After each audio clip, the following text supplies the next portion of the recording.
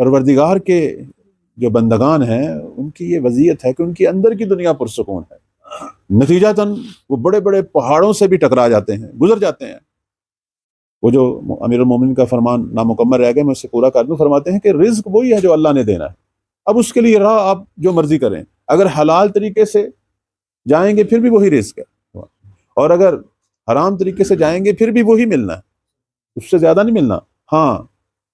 حلال طریقے سے جائیں گے تو اپنے لیے حساب جو ہے وہ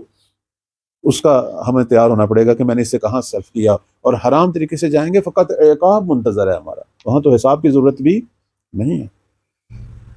تو فرماتے ہیں کہ اللہ ہی ہے ہمارا رازق، ہم کسی ادارے میں کام کریں، کسی فقیر کا وظیفہ لیں، جو مرضی کریں، اصل میں وہ جو ہمیں دے رہا ہے وہ پروردگار ہے، اس سے اپنا رابطہ جو ہے وہ محکم رکھیں۔ من کان للہ کان اللہ لہ، جو اللہ کا ہو جائے خدا اس کا ہو جاتا ہے، خدا اپنی تمام تر قدرت، انسان کو ہم ہی چاہیے نا، اللہ سے بڑھ کر طاقتور ہم ہی کون ہو سکتا ہے۔ امیر المومنین کا کتنا خوبصورت فرمان ہے، فرماتے ہیں کہ یقول اللہ تعالی، اللہ تعالیٰ فرما رہا ہے حدیث قدسی میں، یبن آدم لم اخلق کا لے اربہ علیک، بڑا خوبصورت فرمان ہے۔ فرماتے ہیں کہ اللہ جو ہے وہ اپنے بندوں سے مخاطب ہے کہ اے فرزند آدم، میں نے تجھے اس لیے خلق نہیں کیا کہ میں تجھ سے کچھ لوں،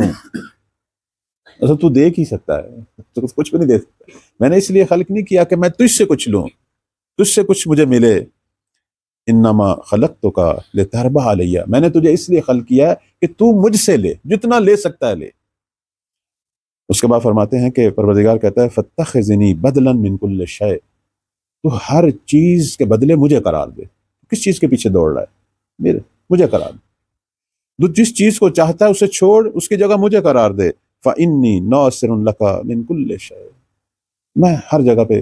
تیرا مددگار میں ہوں گا، تجھے پشتیبانی چاہیے، پشت پناہی چاہیے، تجھے مدد چاہیے، سب جگہوں پر میں ہی ہوں۔